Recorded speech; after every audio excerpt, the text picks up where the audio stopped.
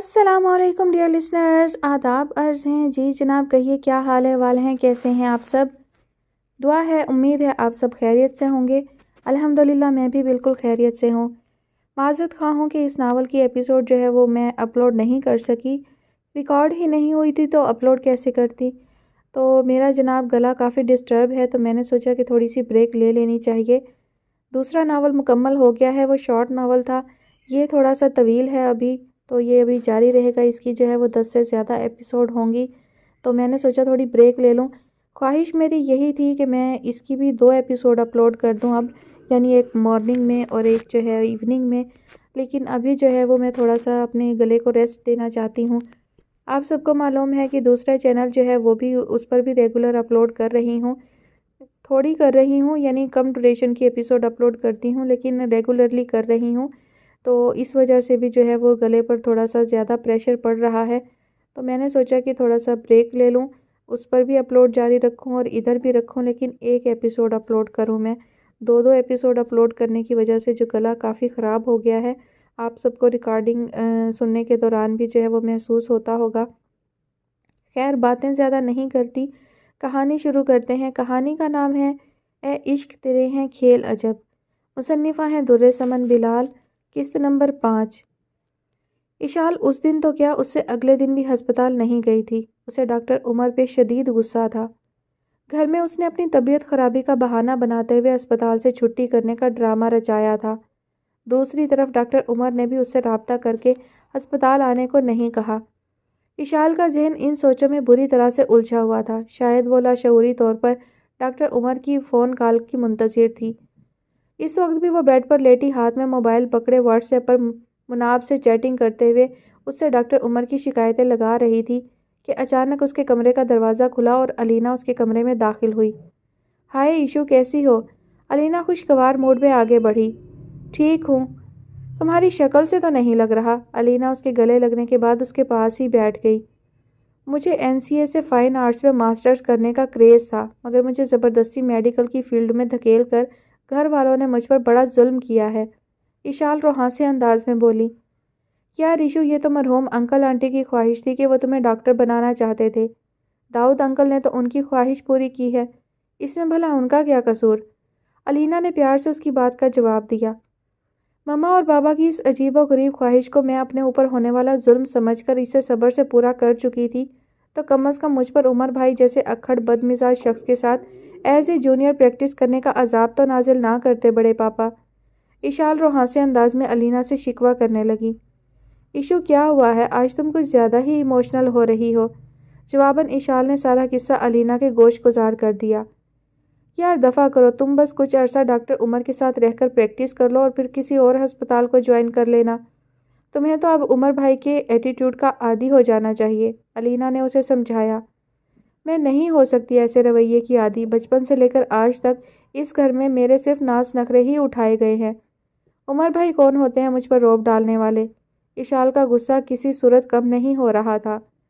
اسی دوران ملازم سافٹ ڈرنک لے کر کمرے میں آیا اور سرو کر کے چلا گیا۔ اچھا چھوڑو ایشو یہ سب، تمہارے لیے ایک بریکنگ نیوز ہے، علینا نے مسکراتے ہوئے اس کا دھیان بٹایا۔ کیسی بریکنگ نیوز؟ آج رات رائل پام میں راحت فتح علی پرفارم کر رہے ہیں، یہ دیکھو تمہارا اور میرا پاس۔ علینا نے پرس سے 2 پاس نکال کر اس کے سامنے لہرائے۔ واو، گڈ نیوز! اشال کا چہرہ خوشی سے جگمگا اٹھا۔ راحت فتح علی اس کے موسٹ فیورٹ سنگرز میں سے ایک تھے۔ تم رات 10 بجے میری طرف آ جانا، وہاں سے اکٹھے چلیں گے، علینا نے مشورہ دیا۔ دادو کو کنسرٹ کا بتایا تو وہ رات گئے وہاں رکنے پر اعتراض کریں گی، اشال پرسوچ انداز میں بولی۔ تم ایسا کرنا، دادو سے کہنا کہ آج رات تم میری طرف ہی رکو گی، بس انایا کو کنسرٹ کا بتا دینا، علینا نے اس کی مشکل آسان کی۔ ہاں یہ ٹھیک ہے، تمہارے گھر رکنے پر دادو اور بڑے پاپا نے ویسے بھی کبھی اعتراض نہیں کیا۔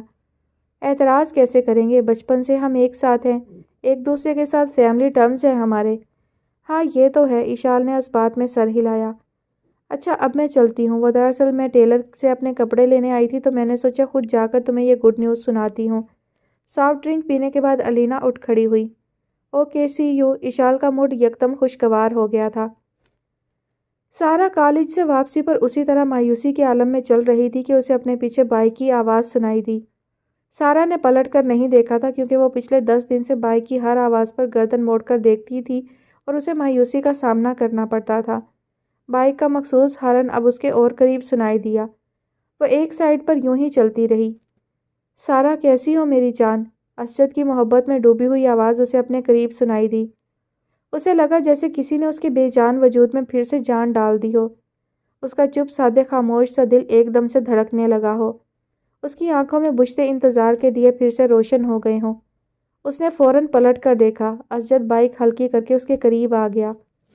کہاں تھے آپ اتنے دن؟ میں کتنی پریشان تھی آپ کے لیے، اس کا آپ اندازہ بھی نہیں لگا سکتے۔ سارا کے لبوں پر شکوے کے ساتھ بے اختیار سوال پر سوال نکلے۔ میرا ایکسیڈنٹ ہو گیا تھا، 10 دن بستر پر پڑا رہا ہوں۔ اب وہ بائک بند کیے اس کے ساتھ ہی کھڑا تھا۔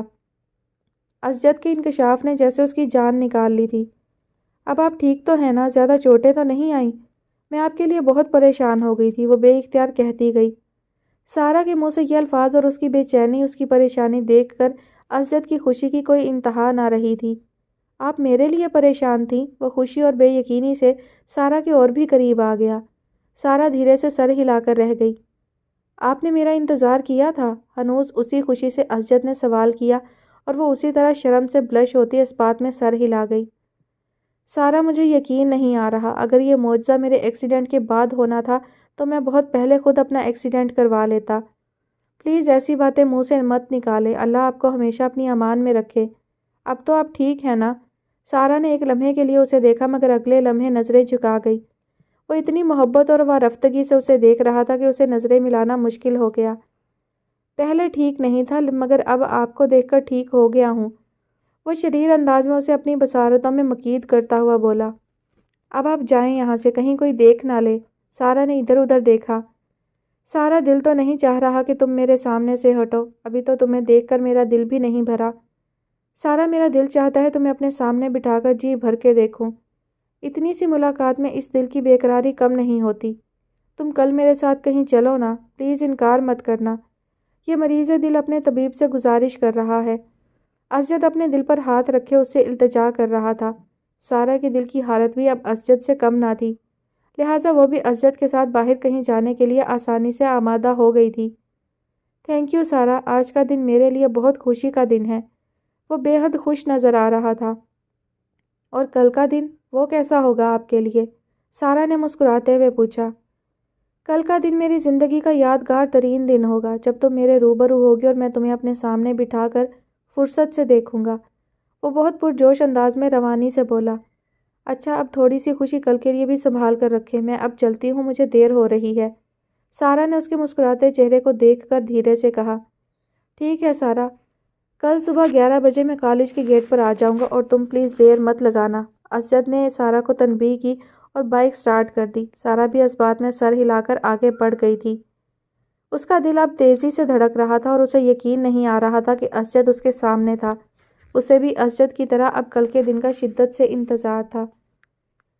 ڈاکٹر عمر شام کو اسپتال سے 1 گھنٹہ پہلے ہی گھر واپس آ گئے تھے۔ السلام علیکم مما۔ ساجدہ بیگم جو ٹی وی لاؤنج میں بیٹھی نیوز سن رہی تھیں، انہوں نے چونک کر عمر کو دیکھا۔ وعلیکم السلام، جیتے رہو میرے بیٹے، آج جلدی آ گئے تمہاری طبیعت تو ٹھیک ہے نا؟ جی مما میں ٹھیک ہوں، ٹائی کی ناٹ ڈھیلی کرتے ہوئے وہ ماں کے پاس صوفے پر بیٹھ گئے۔ دراصل میرا دوست اسد بہت ضد کر رہا ہے کہ آج رائل پام میں راحت فتح علی کا کنسرٹ ہو رہا ہے، تم بھی ساتھ چلو۔ دل تو نہیں چاہ رہا مگر اسد نے ضد پکڑ رکھی ہے کہ میں اس کے ساتھ کنسرٹ میں ضرور جاؤں۔ ڈاکٹر عمر نے صوفے سے ٹیک لگاتے ہوئے انہیں بتایا۔ ہاں تو بیٹا چلے جاؤ نا، تھوڑا دل بہل جائے گا تمہارا۔ دوسروں کے لیے خود پر زندگی کے دروازے بند نہیں کرتے میرے بچے۔ میرا بھی دل چاہتا ہے تم اپنی زندگی میں دلچسپی لو۔ محض ایک لڑکی کی خاطر اپنی زندگی سے اس خوبصورت زندگی کے سارے رنگ مت نکالو۔ میرا بھی دل چاہتا ہے کہ میں اپنی زندگی میں تمہارا ہنستا بستا گھر دیکھوں، تمہاری بیوی کے ناز اٹھاؤں، تمہارے بچوں کو کھلاؤں، ان کے ساتھ لاڈ پیار سے وقت گزاروں۔ چند مہینوں کے بعد مناب کی بھی شادی ہو جائے گی، میں تو بالکل اکیلی رہ جاؤں گی عمر۔ ساجدہ بیگم نے پیار سے اپنے دل کی خواہش اس کے کان میں اونڈیلی۔ ڈاکٹر عمر نے اپنا سر صوفے کی پشت سے ٹکا لیا اور چھت کو گھورنے لگے۔ مما آپ میری فکر مت کیا کریں اور پلیز مجھ سے شادی کے لیے مت کہا کریں۔ شاید میں آنے والی کو وہ محبت نہ دے سکوں جس کی وہ حقدار ہوگی۔ زندگی میں محبت ایک بار ہی ہوتی ہے اور نفرت بھی ایک بار۔ اور دھوکہ وہ بھی صرف ایک ہی بار کھایا جاتا ہے مما، اور یہ میری بدقسمتی ہے کہ مجھے یہ تینوں چیزیں ایک ہی لڑکی سے ملیں۔ ڈاکٹر عمر تلخ لہجے میں بولتے ہوئے صوفے سے اٹھ کھڑے ہوئے۔ وہ لڑکی تو ایک مطمئن زندگی گزار رہی ہے وہاں کینیڈا میں، اور تم نے خواہمخواہ جوگ لے رکھا ہے اس کے لیے نہیں مما، بس محبت سے نفرت ہو گئی ہے۔ میرا یقین اور اعتماد توڑ دیا ہے محبت نے۔ اینی وے، فیضو سے کہیں ایک کپ اسٹرانگ سی چائے بنا کر میرے کمرے میں لے آئے۔ ڈاکٹر عمر کو اس ٹاپک سے چڑ تھی، ہمیشہ کی طرح اس بار بھی وہی سب کچھ کہہ کر اپنے کمرے کی طرف بڑھ گئے تھے، اور پریشان و ملول سی ساجدہ بیگم کی آنکھوں میں آنسو تیرنے لگے۔ سارا جب گھر میں داخل ہوئی تو ایک ہفتے کے بعد گھر میں بھائی کو بیٹھا دیکھ کر اسے حیرت کے ساتھ ساتھ ازحد خوشی بھی ہوئی تھی۔ گلو کی عادات جیسی بھی تھیں، آخر تھا تو وہ ان کا اکلوتا چھوٹا بھائی۔ سیما بیگم بیٹے کے پاس بیٹھی اسے پنکھا جھل رہی تھی۔ سارا بچوں اور ابا بھی گلو کے پاس ہی بیٹھے ہوئے تھے۔ سارا کی تینوں بچیاں صحن میں کھیل رہی تھیں۔ سارا نے سب کو سلام کیا اور آگے بڑھ آئی۔ سب نے اس کے سلام کا جواب دیا۔ حیرت انگیز طور پر گھر کا ماحول نہایت خوشگوار لگ رہا تھا۔ گلو، کہاں تھے تم اتنے دنوں سے، اور اپنا فون کیوں بند کر رکھا تھا تم نے؟ سارا نے سوال کیا۔ ارے چھوڑ سارا ان باتوں کو، ادھر آ، تجھے ایک خوشخبری سناتی ہوں۔ سیما بیگم کا چہرہ خوشی سے دمک رہا تھا۔ ان کے لہجے میں ایک کھنک تھی۔ کیسی خوشخبری اماں؟ تیرے بھائی کو نوکری مل گئی ہے، کسی امیر سیٹھ کی گاڑی چلاتا ہے۔ یہ دیکھ 20,000 تنخواہ ہے گلو کی۔ یہ دیکھ 20,000 ایڈوانس لایا ہے، 1,000 تنخواہ سے کٹواتا رہے گا۔ سیما بیگم ہاتھوں میں 1,000 کے نوٹ پکڑے خوشی سے پھولے نہ سما رہی تھی۔ شاکر حسین سر جھکائے خاموش بیٹھے تھے، جیسے انہیں گلو کی بات پر یقین نہ آیا ہو۔ گلو، تیرے صاحب رہتے کہاں ہیں؟ کسی دن مجھے ملوانا ان سے۔ ارے ابا، تو جب کہے گا ملوا دوں گا، ڈیفینس میں رہتے ہیں، امیر لوگوں کا علاقہ ہے، بہت بڑے بڑے بنگلے ہیں اور بہت بڑا کاروبار ہے ان کا۔ گلو کے بتانے پر شاکر حسین سر ہلا گئے۔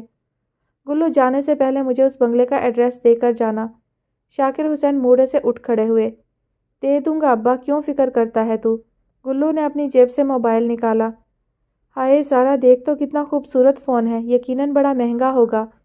زارا گلو کے ہاتھ میں ٹچ موبائل دیکھ کر حیرت و خوشی سے مسکرائی۔ ہاں بچوں، بہت مہنگا ہے، استعمال شدہ 25,000 کا ملا ہے۔ یہ بھی اس بنگلے والے سیٹ نے مجھ سے رابطے کے لیے دیا ہے۔ گلو نے موبائل زارا کی طرف بڑھایا۔ اماں دیکھو کتنا پیارا فون ہے۔ گلو، کتنا اچھا مالک ہے تمہارا، تمہیں 25,000 کا فون دلا دیا اس نے۔ زارا کی حیرت کسی صورت کم نہیں ہو رہی تھی۔ ارے پگلی، تیری تو خالد نے مت مار رکھی ہے، تجھے کیا پتا، یہ جو امیر لوگ ہوتے ہیں نا، انہیں 20-30 ہزار سے کوئی فرق نہیں پڑتا۔ روپے پیسے کی تنگی تو صرف ہمارے طبقے کو ہی رہتی ہے، کسی فقیر کو 5 کا سکہ دیتے ہوئے بھی 50 بار سوچنا پڑتا ہے ہمیں۔ سیما بیگم زارا کے ہاتھ سے موبائل پکڑ کر دیکھتے ہوئے بولیں۔ بس اماں، اب تو بے فکر ہو جا، اب تجھے کسی چیز کے لیے سوچنا نہیں پڑے گا۔ گلو کے لہجے میں تکبر تھا، خوشی تھی، اطمینان تھا۔ میں قربان جاؤں اپنے بیٹے کے، کل ہی محلے میں تیری نوکری کی مٹھائی بانٹوں گی۔ سیما بیگم نے فون گلو کی طرف بڑھایا۔ گلو نے جیب سے والٹ نکالا اور اس میں سے 2,000 نکال کر زارا کی طرف بڑھائے۔ یہ کیا ہے گلو؟ زارا نے حیرت سے اسے دیکھا۔ رکھ لے بچوں، تجھے دے رہا ہوں، اب تیرا بھائی کمانے لگا ہے، تجھے اور تیری بچیوں کو اب کسی چیز کے لیے ترسنے کی ضرورت نہیں۔ گلو کے ہاتھ سے روپے پکڑتے ہوئے زارا کی آنکھیں آنسوؤں سے بھر گئی۔ جیتے رہو میرے بھائی، زارا نے اسے دعا دی۔ گلو، حیرت ہے، آج کے دور میں ایسا کون سا حاتم تائی مالک مل گیا ہے تجھے جو تجھ پر یوں اندھا دھند پیسہ لٹا رہا ہے؟ سچ سچ بتا، یہ رقم، یہ موبائل کہیں جوئے میں جیت کر تو نہیں آیا تو؟ سارا کے چبھتے سوال پر گلو جھنجھلایا۔ بس چھوٹی، تو جب بھی بولتی ہے برا ہی بولتی ہے۔ یہ دنیا اگر برے لوگوں سے بھری ہوئی ہے تو اچھے لوگوں کی بھی کمی نہیں ہے یہاں، اور میں کیوں جوا کھیلوں گا؟ توبہ کر لی ہے میں نے ان کاموں سے، گلو جھنجھلایا۔ ارے سارا، کیوں الٹی سیدھی بکواس کر رہی ہے اس خوشی کے موقع پر؟ شکر کر اللہ نے ہماری سن لی، اب ہمارے دن بھی پھر جائیں گے۔ سارا نے پہلی بار ماں کو اتنا خوش اور پرجوش دیکھا تھا۔ اللہ جانے کیسی نوکری ہے یہ، کہاں یہ 200 روپے نہیں کماتا تھا اور اب ایک ہفتے میں 20-20 ہزار اور قیمتی موبائل لیے بیٹھا ہے۔ سارا کا انداز اب بھی مشکوک تھا۔ کمال ہے اماں، میری نوکری کا سن کر نہ ابا خوش ہوا اور نہ تیری یہ چھوٹی بیٹی خوش ہوئی ہے، گلو نے شکوہ کیا۔ چل چھوڑ سارا، مت دل جلا میرے بیٹے کا، تمہارے باپ نے تو ساری زندگی ہمیں غربت کا منہ ہی دکھایا ہے، اب دیکھنا میں اپنے بیٹے کی کمائی سے تم دونوں کا کیسا شاندار جہیز بناؤں گی۔ سارا آج پہلی بار ماں کو اتنا خوش اور مطمئن دیکھ رہی تھی۔ اماں مجھے واپس بھی جانا ہے، کچھ کھلاؤ پلاؤ گی بھی یا ایسے ہی مجھے بھوکا بھیجو گی؟ گلو نے خفگی کا اظہار کیا۔ ارے میرے بچے، میں نے تیرے ابا سے 2 کلو گوشت منگوایا ہے، آج میں اپنے بیٹے کو وہی بھون کر کھلاؤں گی۔ سارا تو جا کر کپڑے بدل لے، تیرے ابا آنے ہی والے ہیں، پھر جلدی سے بھائی کے لیے سالن بنا لینا۔ سارا ماں کے حکم پر خاموشی سے کمرے میں چلی گئی۔ چلو بھئی بچوں، آؤ میرے ساتھ، تمہیں چیز دلاتا ہوں۔ گلو کی آفر پر تینوں بچیاں خوشی سے چمک اٹھیں۔ ارے ہاں گلو، تو ذرا شیدے سے مل لینا، تیرے جانے کے بعد بڑا تنگ کیا اس نے ہمیں۔ ہاں اماں، اسی کی طرف جا رہا ہوں میں۔ گلو زارا کی تینوں بچیوں کو لے کر باہر نکل گیا۔ زارا اٹھ، شاباش، سارا کو ذرا پیاز کاٹ کر دے، وہ ہانڈی بنا دے گی۔ زویا بھی اسکول سے آنے والی ہے۔ اچھا اماں۔ زارا کمر پر ہاتھ رکھ کر آہستگی سے اٹھی۔ اسے 8واں مہینہ لگنے والا تھا تو اٹھنا بیٹھنا مشکل ہو رہا تھا۔ اور ہاں ایک بات سن ذرا۔ سیما بیگم کو جیسے کچھ یاد آیا تو انہوں نے زارا کو روک لیا۔ جی اماں۔ ابھی گلو کی نوکری کے بارے میں اس نکمے خالد کو کچھ نہ بتانا اور بچیوں کو بھی سمجھا دینا کہ وہ باپ سے ذکر نہ کریں، ورنہ دوسرے ہی دن ٹپک پڑے گا اور پھر کوئی نئی پھٹیک ڈال دے گا ہمیں، اور کوئی نیا دکھڑا سنا کر پیسوں کا مطالبہ کرے گا ہم سے۔ نہیں بتاتی اماں، میں خود بھی یہی سوچ رہی تھی، زارا نے انہیں تسلی دی۔ ہاں ٹھیک ہے، رہنے دے اس کمبخت کو اپنی چڑیل ماں کے پاس، جو اسے الٹی سیدھی پٹیاں پڑھاتی ہے۔ ادھر کا رخ نہ ہی کرے تو بہتر ہے۔ سیما بیگم کی بات پر زارا سر ہلا کر کچن کی طرف بڑھ گئی۔ اشال نے رات علینا کی طرف رکنے کے لیے بآسانی دادوں سے اجازت لے لی تھی۔ وہ رات 9 بجے اپنے کپڑے وغیرہ لے کر علینا کے گھر پہنچ گئی تھی۔ وہیں وہ تیار ہوئی تھی۔ اشال نے گہرے نیلے رنگ کا سلیو لیس گاؤن سکرٹ پہن رکھا تھا، جس کی لینتھ اتنی تھی کہ اس کی سڈول اور گوری پنڈلیاں صاف نظر آ رہی تھیں۔ کمر پر اس نے سیاہ لیدر کی خوبصورت بیلٹ باندھی ہوئی تھی، سیاہ لیدر کے ہائی ہیل شوز اور سیاہ لیدر کا خوبصورت کلچ پکڑے۔ آنکھوں پر گہرا میک اپ کیے، لائٹ سی لپسٹک لگائے، اپنے ریباؤنڈنگ شدہ کمر تک آتے بالوں کو کھلا چھوڑے، نازک سی جولری کے ساتھ وہ بلا کی حسین لگ رہی تھی۔ علینا نے اسے دیکھا اور تعریف کیے بغیر نہ رہ سکی۔ واؤ، بہت خوبصورت لگ رہی ہو، آج تمہیں بہت سے لڑکے لائن مارنے والے ہیں۔ علینا نے مسکراتے ہوئے اسے آنکھ ماری۔ اوکے، فضول باتیں چھوڑو اور اب چلنے کی تیاری کرو، 10 بج رہے ہیں۔ پھر تھوڑی ہی دیر کے بعد وہ دونوں گاڑی میں موجود تھیں، جسے اشال خود ڈرائیو کر رہی تھی۔ آدھے گھنٹے کے بعد وہ رائل پام کی پارکنگ میں موجود تھیں۔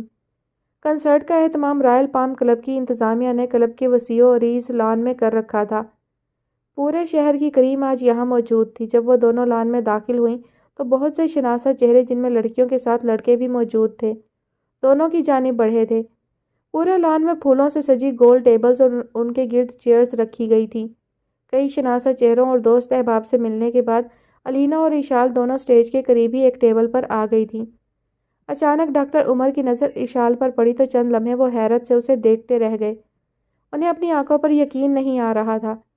اگلے ہی لمحے غصے کی ایک تیز لہر نے ان کے ماتھے پر شکنیں ڈال دی تھیں۔ اس کا بےہودہ لباس دیکھ کر ان کے اوسان خطا ہو رہے تھے۔ ویٹرز تمام ٹیبلز پر مشروب وغیرہ سرو کر رہے تھے۔ ڈاکٹر عمر نے موبائل نکال کر نور بیگم کو کال کی۔ دوسری طرف کال پینو نے ریسیو کی تھی۔ پینو، اگر نانو جاگ رہی ہیں تو میری ان سے بات کراؤ۔ عمر صاحب جی، وڈی ماں تو دوائی کھا کر سو گئی ہیں جی، ویسے خیر ہے نا جی، آپ نے اس ویلے فون کیا ہے؟ پینو کی پریشانی میں ڈوبی آواز سنائی دی۔ ہاں خیر ہے، یہ بتاؤ اشال اور انایا گھر پہ ہیں نا؟ انایا بی بی تو گھر پر ہی ہیں جی، مگر ایشو بی بی اپنی دوست علینا کے گھر گئی ہوئی ہیں جی، وہ صبح آئیں گی۔ پینو کی تفصیل سن کر عمر نے فون بند کر دیا تھا اور پینو ہیلو ہیلو کرتی رہ گئی تھی۔ رائل پام میں تقریباً 11 بجے کنسرٹ شروع ہوا تھا۔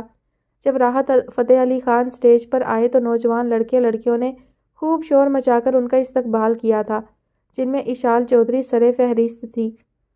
راحت فتح علی سٹیج پر آ کر بیٹھ چکے تھے اور اپنے ساتھ موجود میوزیشنز کو کچھ ہدایات دینے میں مصروف تھے۔ اسی اثنا میں اشال کے موبائل کی بیپ سنائی دی تھی۔ اس نے کلچ سے موبائل نکالا تو اس کی اسکرین پر آنے والا نمبر دیکھ کر چند لمحوں کے لیے وہ حیران رہ گئی۔ کال کیوں نہیں پک کر رہی ہو ایشو؟ کس کا فون ہے؟ علینا نے پوچھا۔ عمر بھائی کا۔ اس وقت؟ علینا حیران ہوئی۔ یہی تو حیرت ہو رہی ہے مجھے، اشال پریشان ہوئی۔ تو سن لو یار، کوئی ایمرجنسی نہ ہو۔ یہاں کیسے سن لو، اتنا شور ہے یہاں۔ یار ایشو، تم کہیں سائڈ پر جا کر سن لو، کیا پتہ وہ تم سے اپنے رویے کی معافی مانگنا چاہ رہے ہوں۔ علینا نے قیاس کیا۔ اس کی بات پر اشال اپنی چیئر سے اٹھ کر ایک پرسکون گوشے میں آ گئی اور اس نے کال پک کی۔ السلام علیکم عمر بھائی۔ وعلیکم السلام، کیسی ہو؟ جی ٹھیک ہوں۔ تم ہسپتال نہیں آئی؟ میرے بس میں ہو تو ساری زندگی نہ ہوں، وہ صرف سوچ کر رہ گئی۔ بس طبیعت ٹھیک نہیں تھی۔ کیا ہوا ہے طبیعت کو؟ پتہ نہیں۔ اوکے، میں ابھی نور منزل آتا ہوں، پھر بیٹھ کر بات کرتے ہیں۔ نہیں آپ مت آئیں، میں اس وقت علینا کے گھر پر ہوں۔ ٹھیک ہے، پھر صبح بات ہوگی۔ فون بند ہو گیا تھا۔ اشال موبائل ہاتھ میں پکڑے اپنی ٹیبل کی طرف بڑھی۔ قریب سے گزرتے کسی منچلے نے اسے سرتا پاؤں دیکھتے ہوئے کوئی گھٹیا سا فقرہ اچھالا۔ جسٹ شٹ اپ، اشال نے غصے میں جواب دیا اور آگے بڑھی۔ پیچھے بیٹھے ڈاکٹر عمر نے اشال پر ہونے والا تبصرہ سنا تو ان کا خون کھول اٹھا۔ ان کا جی چاہا کہ وہ کہنے والے کا منہ نوچ لیں اور اس کے ساتھ ساتھ اشال کو بھی سیدھا کر دیں، مگر وہ اس بھری محفل میں اشال کے حوالے سے کوئی تماشا کھڑا نہیں کرنا چاہتے تھے۔ خان صاحب نے گانا شروع کیا اور رائل پام کلب میں موجود خواتین و حضرات جھوم اٹھے۔ ایک کے بعد ایک گیت سناتے ہوئے راحت فتح علی خان نے رائل پام کی محفل لوٹ لی تھی۔ 5 گھنٹے کی یہ گیت محفل رات 3 بجے اختتام پذیر ہوئی۔ اشال اور علینا اس شاندار کنسرٹ پر تبصرہ کرتی کلب کے گیٹ کی جانب بڑھ رہی تھیں جب وہی لڑکا شراب کے نشے میں لڑکھڑاتا ہوا اپنے دوست کے ساتھ اشال کے راستے میں آ کھڑا ہوا۔ ہائے سویٹ ہارٹ، تم بہت خوبصورت ہو، میں تمہارے ساتھ ڈیٹ پر جانا چاہتا ہوں۔ اس لڑکے نے اشال کا بازو پکڑنے کی کوشش کی۔ You just shut up and how dare you to touch me. Eshal ایک دم سے پیچھے ہٹی۔ کیوں؟ تمہیں کیوں ہاتھ نہیں لگا سکتا میں؟ ایسی کیا خاص بات ہے تم میں؟ وہ لڑکا کمال جرأت سے آگے بڑھا اور اس نے اشال کو بازوؤں سے تھام لیا۔ اشال کے منہ سے چیخ نکل گئی۔ علینا کی حالت بھی اس سے کم نہیں تھی۔ یو مین، میں تمہیں بتاتا ہوں کہ اس میں کیا خاص بات ہے۔ ڈاکٹر عمر نے اسے گریبان سے پکڑ کر اپنی طرف گھسیٹا اور اس کو مارنا شروع کر دیا۔ تمہاری اتنی ہمت کہ تم اس لڑکی کو اس طرح کے بےہودہ الفاظ کہو؟ عمر بھائی، علینا نے ہونٹوں پر حیرت سے ہاتھ رکھ لیا اور اشال کے تو جسم سے جیسے کسی نے جان ہی نکال لی تھی۔ وہ حیرت میں مبتلا وہیں کھڑی تھی۔ ڈاکٹر عمر طیش میں اس لڑکے کو بری طرح سے پیٹ رہے تھے۔ ڈاکٹر اسد جو علینا کے کزن بھی تھے اور اس شرابی لڑکے کا ساتھی بیچ بچاؤ کرانے کی بھرپور کوشش کر رہے تھے۔ آہستہ آہستہ لوگ ان کے ارد گرد اکٹھے ہو رہے تھے۔ 1-2 لڑکے آگے بڑھے اور اس لڑکے کو لے کر پارکنگ کی طرف چلے گئے۔ غصے سے ڈاکٹر عمر کی سانس پھول رہی تھی۔ ڈاکٹر اسد انہیں پکڑ کر اشال اور علینا کے پاس لے آئے۔ ڈاکٹر عمر کالج کے دور میں بہترین باکسر بھی رہے تھے، مگر اس طرح کا مار پیٹ والا کوئی سین اشال نے کبھی نہیں دیکھا تھا۔ تم میری گاڑی لے جاؤ، یہ دونوں میرے ساتھ جائیں گی۔ ڈاکٹر عمر نے اپنی گاڑی کی چابی اسد کو دی۔ علینا نے اشال کے ہاتھ سے اس کی گاڑی کی چابی لے کر ڈاکٹر عمر کی طرف بڑھائی۔ ڈاکٹر عمر کا موڈ انتہائی خراب تھا۔ انہیں اشال پر شدید ترین غصہ آ رہا تھا، مگر وہ خاموش تھے۔ اوکے عمر، کول ڈاؤن یار، ہو جاتا ہے ایسی گیدرنگ میں ایسا۔ ڈاکٹر اسد نے عمر کے کندھے پر تھپکی دی اور ان کا غصہ ٹھنڈا کرنے کی کوشش کی۔ ڈاکٹر عمر غصے میں اچٹتی سی نگاہ شرمندگی سے سر جھکائے کھڑی اشال پر ڈال کر اسبات میں سر ہلا گئے تھے۔ ڈاکٹر اسد کے جانے کے بعد عمر ان دونوں سے مخاطب ہوئے۔ تم دونوں میرے ساتھ چلو۔ علینا نے بت بن کر کھڑی اشال کا بازو پکڑا اور ڈاکٹر عمر کے پیچھے چلتی ہوئی پارکنگ میں آ گئی۔ انہوں نے گاڑی سٹارٹ کی۔ اشال اور علینا پیچھے بیٹھ گئیں۔ دونوں شرمندہ تھیں اور عمر سے نظریں تک نہیں ملا پا رہی تھیں۔ اشال کی حالت زیادہ خراب تھی۔ ایک تو اس نے عمر سے فون پر جھوٹ بولا تھا، دوسرے اس کا لباس کچھ ایسا تھا، تیسرے اس لڑکے کے الفاظ اتنے بیہودہ تھے کہ وہ شرمندگی سے پانی پانی ہو رہی تھی۔ گاڑی رات کی تاریکی میں خالی سڑکوں پر تیزی سے دوڑ رہی تھی۔ تھوڑی دیر کے بعد گاڑی علینا کے گھر کے سامنے رک گئی تھی۔ وہ دونوں گاڑی سے نیچے اتر گئیں۔ عمر کا چہرہ اب بھی سپاٹ تھا۔ سوری عمر بھائی، علینا نے ان سے معذرت کی، ہماری وجہ سے آپ کو اس پریشانی کا سامنا کرنا پڑا۔ میں مزید کوئی بات اس بارے میں نہیں کرنا چاہتا، چلو تم لوگ اندر جاؤ۔ ڈاکٹر عمر نے غصے سے جواب دیتے ہوئے اپنی کلائی پر بندھی گھڑی دیکھی۔ جب وہ دونوں گیٹ سے اندر چلی گئیں تو ڈاکٹر عمر نے گاڑی آگے بڑھا لی۔ علینا اشال کو اپنے کمرے میں لے آئی تھی۔ اشال گود میں ہاتھ رکھے اب بھی گمسم انداز میں بیڈ پر بیٹھی ہوئی تھی۔ علینا چینج کر کے کمرے میں آئی تو اسے اسی انداز میں بیٹھا دیکھ کر وہیں اس کے پاس بیٹھ گئی۔ 2 دن پہلے اسے ڈاکٹر عمر کی اپنے لباس کے حوالے سے کہی ہوئی باتیں بہت بری لگی تھیں، مگر آج ان کی وہی باتیں سچ بن کر اس کے آگے آ گئی تھیں۔ تھوڑی دیر پہلے جو کچھ بھی ہوا یقیناً وہ نہیں ہونا چاہیے تھا۔ اگر عمر بھائی اور اسد بھائی وہاں نہ ہوتے تو نہ جانے کیا ہو جاتا، علینا نے تبصرہ کیا۔ وہاں جو بھی ہوا وہ صرف اور صرف میری وجہ سے ہوا ہے، اشال نے اعتراف کیا۔ نہیں، اب ایسی بھی کوئی بات نہیں ایشو، وہ شخص ٹوٹلی نشے میں دھت تھا۔ علینا کی وضاحت پر اشال نے سر نفی میں ہلایا۔ اس شخص کو دعوت نظارہ تو خود میں نے دیا تھا اپنے اس لباس سے۔ ایشو ایسی بات نہیں ہے، وہاں موجود لڑکیوں نے بہت بیہودہ ڈریس پہن رکھے تھے۔ عورتوں نے ساڑیوں کے ساتھ سلیو لیس اور بیک لیس بلاؤز پہن رکھے تھے۔ خود میرا لباس بھی تم سے مختلف نہیں تھا، پھر تم ایسا کیوں سوچ رہی ہو؟ علینا نے اس کے ہاتھ پر اپنے ہاتھ رکھے۔ مجھے واقعی کچھ چیزوں کی سمجھ نہیں آتی، مگر آج زندگی نے ایک چیز مجھے سکھا دی۔ عورت کو گھر سے باہر نکلتے ہوئے اس طرح کے لباس نہیں پہننے چاہیے جسے دیکھ کر مرد گناہ پر اتر آئے۔ اب کے اشال کی بات پر علینا خاموش رہ گئی تھی۔ وہ رات اگر اشال چودھری نے جاگ کر گزاری تھی تو ڈاکٹر عمر بھی سو نہیں سکے تھے۔ ٹیرس پر ٹہلتے ہوئے وہ مسلسل اس ناسمجھ لڑکی کے بارے میں سوچتے رہے تھے۔ کیا بات ہے سارا، آج بہت فرصت سے تیار ہو رہی ہو؟ زویا نے سارا کو بھرپور توجہ سے یوں پہلی بار کالج کے لیے تیار ہوتے دیکھا تھا۔ آپ ہی وہ دراصل ہینا نے گھر میں پارلر بنایا ہے تو اس نے اپنی فرینڈز کو اپنے گھر آنے کی دعوت دی ہے۔ کالج سے چھٹی کے بعد ہم فرینڈز مل کر ہینا کے گھر جائیں گی، سارا نے تفصیل بتائی۔ زویا بھی اسکول کے لیے تیار ہو رہی تھی۔ اچھی بات ہے، ہینا کو میری طرف سے مبارک دینا۔ اچھا بھائی تم تیاری کرو، مجھے تو اسکول سے دیر ہو رہی ہے، میں اب چلتی ہوں۔ زویا نے چادر اوڑھنے کے بعد اپنا پرس اٹھایا اور کمرے سے باہر نکل گئی۔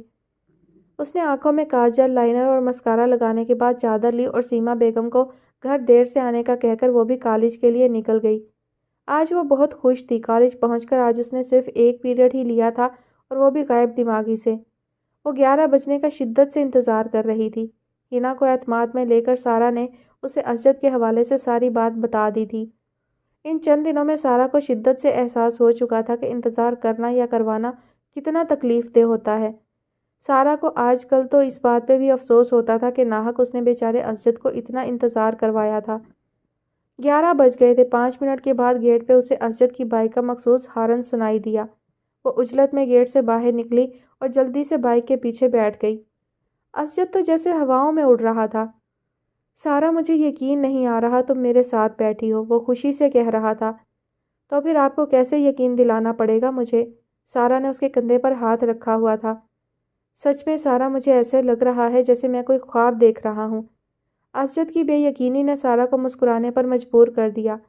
پھر باقی کے 15-20 منٹ کے راستے میں وہ اسے ہلکی پھلکی گپ شپ لگاتا رہا تھا کہ اس کی جھجک کم ہو سکے۔ بالآخر ایک مشہور کیفے کے سامنے اسجد نے بائک روک دی تھی۔ سارا نے چہرے پر نقاب کر رکھا تھا۔ اسجد اس کا ہاتھ پکڑے کیفے کے اندر لے آیا۔ کیفے کے تقریباً تمام کیبن مختلف لوگوں سے بھرے ہوئے تھے۔ بہت سے لڑکے لڑکیاں اسی طرح اسکول کالج سے بھاگ کر یہاں آئے ہوئے تھے۔ اسجد اس کا ہاتھ تھامے تھامے کیفے کے اندر موجود تنگ سی گول سیڑھیاں چڑھنے لگا۔ یہ اس کیفے کا فرسٹ فلور تھا جہاں رش تھوڑا کم تھا۔ اسجد اسے ایک پرسکون سے کیبن میں لے آیا تھا۔ سارا اب چہرے سے نقاب ہٹا کر کیبن کا جائزہ لینے لگی۔ اسجد کیبن کے آگے پردہ سرکا کر سارا کے قریب آ کر بیٹھ گیا۔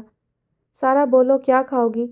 اسجد اس کے اتنے قریب بیٹھا تھا کہ وہ شرم سے سرخ ہو رہی تھی۔ کچھ نہیں، سارا نے نظریں جھکا لیں، اسے آج واقعی بھوک نہیں لگ رہی تھی۔ حالانکہ وہ صبح کالج بھی خالی پیٹ ہی آ گئی تھی۔ مگر کیوں بھائی؟ اسجد نے پیار سے اس کا ہاتھ تھام لیا۔ پتہ نہیں، سارا کا دل تیزی سے دھڑکنے لگا۔ اسجد کے لمس سے ایک نامعلوم سی لہر اس کے وجود میں دوڑ گئی تھی۔ تمہیں نہیں پتا مگر مجھے پتا ہے، میری موجودگی سے تمہاری بھوک اڑ گئی ہے۔ اسجد نے اس کی ٹھوڑی تلے ہاتھ رکھ کر اس کا چہرہ اوپر کیا۔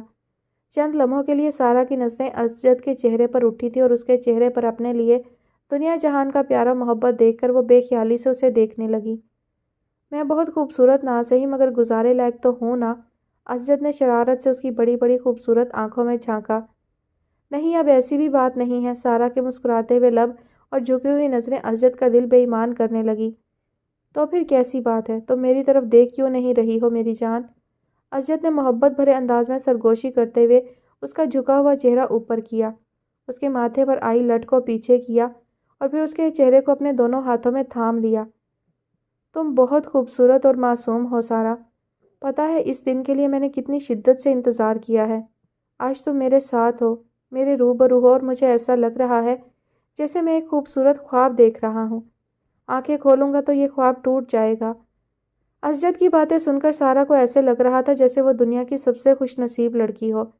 اسجد اس کی زندگی میں آنے والا پہلا مرد تھا جس نے سارا کے ناز نخرے حتیٰ کہ اس کی ڈانٹ پھٹکار تک برداشت کی تھی، جو اس کے حسن کے ایسے قصیدے پڑھتا تھا جیسے وہ کوئی آسمانی مخلوق ہو۔ اسجد قسمیں کھا کھا کر اسے اپنی محبتوں کا یقین دلا رہا تھا۔ اتنی محبت، وہ بے یقین ہو رہی تھی۔ اتنی محبت تو اسے کبھی اپنے گھر سے بھی نہیں ملی تھی جتنی وہ شخص وہاں بیٹھا اسے دے رہا تھا۔ سارا کو لگا جیسے وہ اسجد کا ہاتھ تھامے ساتویں آسمان پر کھڑی ہو۔ ایسے خواب ٹوٹنے کے لیے نہیں ہوتے اسجد، وہ دھیرے سے بولی اور اپنا آہستہ آہستہ اس کے اندر کی جھجک کم ہونے لگی۔ اب وہ اسجد کے خوشی سے کھلے چہرے کو دیکھ کر اپنی قسمت پر ناز کر رہی تھی۔ تم بہت حسین ہو سارا، اس دنیا کی سب سے خوبصورت لڑکی ہو تم، اسجد نے اسے اپنے بازو کے حصار میں لے کر خود سے قریب کرتے ہوئے کہا۔ سارا کے پورے جسم میں جیسے کرنٹ دوڑ گیا۔ سارا نے دھیرے سے اپنے گرد اسجد کے بازو کا حصار ہٹانے کی کوشش کی، لیکن پھر جلد ہی اس نے یہ کوشش ترک کر دی تھی۔ اسے اسجد کے حصار نے ایک نئی دنیا میں دھکیل دیا تھا، وہ دنیا جہاں محبت تھی، صرف محبت۔ وہ اب اسجد کی محبت بھری باتیں سن رہی تھی۔ آج پہلی بار سارا کا جی چاہا تھا کہ وقت یہیں تھم جائے۔ اگلی صبح اشال علینا کے گھر سے واپس آ گئی تھی۔ وہ بہت چپ چپ سی تھی۔ سب نے اس سے خاموشی کی وجہ پوچھی تھی مگر وہ ٹال گئی۔ کئی بار اس نے ڈاکٹر عمر کا نمبر ملانے کی کوشش کی تھی مگر پھر وہ ہاتھوں میں پکڑا موبائل رکھ دیتی۔ اس کی ہمت نہیں ہو رہی تھی کہ وہ کس منہ سے ڈاکٹر عمر سے سوری کرے۔ دوپہر کے بعد شام ہونے کو تھی مگر وہ اسی طرح سست انداز میں بیڈ پر لیٹی موبائل ہاتھ میں پکڑے علینا سے چیٹنگ میں مصروف تھی۔ عنایا وہیں ٹریڈ مل پر رننگ کر رہی تھی اور ہر وقت ہنسنے مسکرانے والی اشال کے سنجیدہ چہرے کو غور سے دیکھ رہی تھی۔ تھوڑی دیر کے بعد عنایا اس پر سے اتر گئی اور ٹاول سے چہرہ صاف کرتے ہوئے بیڈ پر آ گئی۔ اس نے جوگر اتارے اور انٹرکام پر اسلم کو انرجی ڈرنک بھیجنے کو کہا۔ ایشو تم نے بتایا نہیں رات کنسرٹ کیسا رہا؟ عنایا نے اشال کی طرف رخ موڑا۔ ٹھیک تھا، اشال موبائل پر چیٹنگ کر رہی تھی۔ کیا مطلب صرف ٹھیک تھا؟ وہ حیران ہوئی۔ بچپن سے لے کر آج تک اشال جہاں بھی جب بھی کہیں عنایا کے بغیر جاتی، گھر آتے ہی عنایا کو جب تک چھوٹی سے چھوٹی بات نہ بتا لیتی اسے چین ہی نہیں آتا تھا، اور آج پہلی بار ایسا ہوا تھا کہ وہ عنایا سے کچھ چھپا رہی تھی۔ اوکے یار، اگر تم مجھے کچھ نہیں بتانا چاہتی تو مت بتاؤ، صرف اتنا بتا دو کہ صبح سے تم اتنی خاموش کیوں ہو؟ کیا علینا سے کوئی جھگڑا ہوا ہے؟ عنایا فکر مندی سے پوچھنے لگی۔ نہیں یعنی ایسی کوئی بات نہیں ہے۔ اشال نے موبائل ایک سائڈ پر رکھتے ہوئے اسے ٹالا۔ تو پھر کیسی بات ہے میری جان جس نے میری ایشو کے چہرے پر یوں خاموشی کا تالا لگا رکھا ہے؟ عنایا نے پیار سے اس کے بال سنوارے۔ اشال کچھ دیر خاموش رہی اور لیٹے لیٹے چھت کو گھورنے لگی۔ ایشو میں تمہاری بہن ہوں، تمہاری دوست کی طرح ہوں، بچپن سے ہم نے ہر دکھ سکھ اکٹھے سہا ہے، اور اب اس طرح تو تم مجھے پرایا مت کرو یار۔ عنایا کی ازحد فکر مندی پر اشال کی آنکھوں سے آنسو بہنے لگے۔ عنایا پریشانی سے اٹھ بیٹھی۔ ایشو میری جان کیا ہوا؟ پلیز مجھے کچھ بتاؤ تو صحیح۔ عنایا اس کے آنسو صاف کرتے ہوئے اور بھی پریشان ہوئی، اور پھر اشال نے رات ہونے والے قصے کا سارا احوال عنایا کے گوش گزار کر دیا۔ عنایا کو بھی غصہ آیا۔ اچھا کیا عمر بھائی نے جو اس لڑکے کی ٹھکائی لگائی، اس کی اتنی ہمت کہ وہ تمہیں ہاتھ لگائے، تمہیں چھیڑے، تمہیں چھوئے۔ اگر زارون یہاں ہوتا تو اس کی ہڈیاں توڑوا دیتا۔ بائی دا وے ہے کون وہ لڑکا؟ عنایا کو بھی شدید غصہ آ رہا تھا۔ علینا بتا رہی تھی عامر انکل کا چھوٹا بیٹا ہے، ابھی کچھ دن پہلے ہی باہر سے آیا ہے۔ تم چلو میرے ساتھ ابھی اور اسی وقت بڑے پاپا کو بتاؤ تاکہ وہ اس لڑکے کے خلاف ایکشن لیں۔ اینی رہنے دو، بڑے پاپا پریشان ہو جائیں گے۔ یار نہیں ہوں گے پریشان، تم اٹھو تو صحیح۔ عنایا نے اسے اٹھا کر ہی دم لیا۔ جب وہ دونوں لان میں پہنچی تو سورج کی کرنیں رخصت ہو رہی تھیں۔ نور منزل کے وسیع و عریض لان میں مالی پودوں کو پانی دینے اور سبز قالین جیسی گھاس کی کٹائی میں مصروف تھے۔ داؤد چودھری نے لان میں لگے درختوں کے ایک خاص جھرمٹ کے درمیان لکڑی کی ایک چھوٹی جھونپڑی بنا رکھی تھی۔ ٹری ہاؤس بطور خاص وہاں کافی یا چائے وغیرہ بیٹھ کر پینے کے لیے بنوا رکھا تھا، جس میں دیگر فرنیچر کے ساتھ LED اور چھوٹا سا AC وغیرہ بھی موجود تھا۔ داؤد چودھری گولف کلب سے واپسی پر روزانہ شام کو یہاں بیٹھ کر کافی اور سگار پیتے تھے۔ عنایا اور اشال ٹری ہاؤس کا ڈور کھول کر اندر داخل ہوئیں تو داؤد چودھری سگار پیتے ہوئے کسی نیوز چینل پر ایک ٹاک شو دیکھ رہے تھے۔ ان کے پاس سمیرہ بیگم بیٹھی رسالے کی ورق گردانی میں مصروف تھیں۔ السلام علیکم بڑے پاپا، دونوں نے انہیں سلام کیا۔ वालेकुम अस्सलाम भाई, आज तो मेरी बेटियां आई हैं यहाँ। वो दोनों यहाँ ट्री हाउस में कम ही आया करती थीं। दाऊद चौधरी उन्हें देखकर हैरान भी हुए थे और खुश भी। तुम दोनों खड़ी क्यों हो, बैठो तो सही। सुमेरा बेगम ने मुस्कुराते हुए मैगजीन एक तरफ रखा और उन्हें बैठने को कहा। दोनों उनके सामने बैठ गईं। क्या बात है भाई, मेरी बेटियां कुछ परेशान दिखाई दे रही हैं। दाऊद चौधरी के इस्तफसार पर अनाया ने बात शुरू की। बड़े पापा, रात ईशू और अलीना रॉयल पाम में होने वाले कंसर्ट में गई थी। वहाँ आपके दोस्त आमिर महमूद के बेटे ने। अभी अनाया की बात मुंह में ही थी कि दाऊद चौधरी ने हाथ के इशारे से अनाया को रोक दिया। तुम दोनों यही बताना चाहती हो ना कि आमिर महमूद के बेटे अरसल ने इशाल के साथ मिसबिहेव किया और उमर ने उसकी ठुकाई लगाई। जी बड़े पापा, इशाल ने सर झुकाया। अभी थोड़ी देर पहले गोल्फ क्लब में आमिर महमूद मेरे साथ था। वो मुझसे माजरत कर रहा था और बहुत शर्मिंदा था। वो अगर एमपीए है तो इसी की पार्टी का मिनिस्टर मेरा बहुत अच्छा दोस्त है। वो जानता है अगर मैंने एक्शन लिया तो उसका आमिर को क्या और कितना बड़ा नुकसान होगा। बड़े पापा, आमिर अंकल के शर्मिंदा होने से क्या फ़र्क पड़ता है। मिसबिहेव तो उनके बेटे ने किया है ईशू के साथ। अनाया की बात पर दाऊद चौधरी ने इस बात में सर हिलाया और उंगली में दबे सिगार का कश लिया। तुम ठीक कह रही हो। अभी कुछ देर पहले अरसल की कॉल आई थी। वो मुझसे बार बार माफ़ी मांग रहा था और वो इशाल से भी माफ़ी मांगने को तैयार है। वो बहुत शर्मिंदा था अपने किए पर, और फिर आमिर भी अपने बेटे की गलती पर अजहद परेशान था। तो फिर क्या ज़रूरत है बात को मज़ीद आगे बढ़ाने की। अनाया ने कुछ कहना चाहा मगर वो दरमियान में बोल उठे। देखो बेटा, ये सच है कि मुझे अपनी बेटियों से बढ़कर कोई नहीं है इस दुनिया में, और मैं अगर किसी भी किस्म का एक्शन लेना चाहूँ तो यहाँ बैठकर चंद मिनटों में ले सकता हूँ। मगर क्या फ़ायदा मेरी जान। जब इंसान को अपनी गलती का शिद्दत से एहसास हो जाए तो उसे माफ़ी ना देकर उसे दोबारा गलतियों का मौका नहीं देना चाहिए। और वैसे भी वो नशे में था और ऐसी हालत में इस तरह की गलतियाँ हो जाती हैं, और ऐसी बातों को बहुत बड़ा इशू बनाना खुद अपनी ही बदनामी होती है। आमिर मुझसे कह रहा था कि वो अरसल को लेकर हमारे घर आना चाहता है ताकि इशाल से रूबरू माफ़ी मांगी जा सके। बेटा, जब एक बंदा पशेमानी में इतनी बड़ी बातें कहे तो मेरे ख्याल में उसे माफ़ कर देना चाहिए। क्या ख्याल है ईशू बेटा? दाऊद चौधरी ने उसे मुखातिब किया। जी बड़े पापा। वो इस बात में सर हिला गई। मैंने आइंदा के लिए अरसल को वार्न कर दिया है, अब ऐसा कुछ नहीं होगा इंशाल्लाह। और वैसे भी बेहतर यही है कि तुम दोनों जब कहीं जाओ तो गार्ड को अपने साथ लेकर जाया करो। जी बड़े पापा। अनाया और इशाल ने सर हिलाया। फिर दाऊद चौधरी ने टॉपिक चेंज करते हुए पूछा, और भाई ईशू बेटा, तुम्हारी प्रैक्टिस कैसी जा रही है? बेटा, बाकायदगी से अस्पताल जाया करो। उमर बता रहा था कि तुम शायद इंटरेस्टेड नहीं हो उसके साथ काम करने में। नहीं बड़े पापा, ऐसी तो कोई बात नहीं। इशाल ने नज़रें चुराईं। देखो बेटा, तुमने अपने मरहूम वालिदैन की इतनी बड़ी ख्वाहिश पूरी करने के लिए ना चाहते हुए भी इस फील्ड को चुना। मेरे बेटे, अब इस फील्ड में मेहनत करके उमर की तरह अपना नाम बनाओ। अधूरा इल्म खतरनाक होता है जो खुद को फ़ायदा दे और ना ही दूसरों को। ऐसे इल्म का क्या फ़ायदा, ऐसी डिग्री का क्या फ़ायदा बेटा। इशाल सर झुकाए उनकी बातें सुन रही थी। आज उनकी बातें इशाल के दिल पर असर कर रही थी। रात अनाया अपनी किसी फ्रेंड की बर्थडे पार्टी में गई हुई थी और इशाल अकेली लॉन में टहल रही थी। और जिस सोसाइटी जिस क्लास से ताल्लुक़ रखती थी वहाँ ऐसे वाक़यात रूनुमा हो जाना कोई अचंभे की बात नहीं समझी जाती थी। मगर ना जाने क्यों इशाल का दिल जैसे बुझ सा गया था। एक अजीब सी उदासी ने उसे अपने हिसार में ले रखा था। वो ढंग से कुछ खा नहीं रही थी, उसे सुकून से नींद भी नहीं आ रही थी। हालांकि सोना और खाना उसका महबूब मशगला हुआ करता था, मगर अपने अंदर होने वाली ये तब्दीली उसकी समझ से बालातर थी। वो कुछ खाने लगती तो डॉक्टर उमर के अल्फाज उसकी भूख मिटा देते। वो आंखें बंद करती तो डॉक्टर उमर की खुशमकी निगाहें उसे अंदर तक बेचैन कर डालती। पता नहीं वो क्यों इतनी अफसुर्दा थी। इसी दौरान उसके सेल फ़ोन की घंटी बजी थी। इशाल ने नंबर देखा, कोई अजनबी नंबर था। उसने पुरसोच अंदाज में कॉल पिक कर ली। हेलो, आप इशाल बात कर रही हैं? एक मर्दाना आवाज़ उसके कानों से टकराई। Yes, this is Ishal. मैं अरसल बोल रहा हूँ। मेरा नंबर कहाँ से लिया तुमने? इशाल ने इंतहाई गुस्से और बदतमीज़ी से पूछा। ढूंढने से तो खुदा भी मिल जाता है, आप तो फिर इसी दुनिया में रहती हैं। जवाब बड़े धीमे लहजे में दिया गया। मुझे फ़ोन क्यों किया है? इशाल का लहजा हनूज सख्ती लिए हुए था। आपसे सॉरी करने के लिए। मुझे आपकी सॉरी की ज़रूरत नहीं है, मैं फ़ोन बंद कर रही हूँ। प्लीज़ प्लीज़ ईशू, फ़ोन बंद मत कीजिएगा। अरसल ने इल्तिजा की। इशाल को उसके इस तरह कहने पर मज़ीद गुस्सा आया। मैं ईशू सिर्फ अपने घर वालों के लिए हूँ। आपको किसने इजाज़त दी कि आप मुझसे इतनी बेतकल्लुफ़ी से बात करें? ओके सॉरी, इस बात के लिए भी सॉरी। उस रात मैंने आपसे मिसबिहेव किया। मैं बहुत शर्मिंदा हूँ।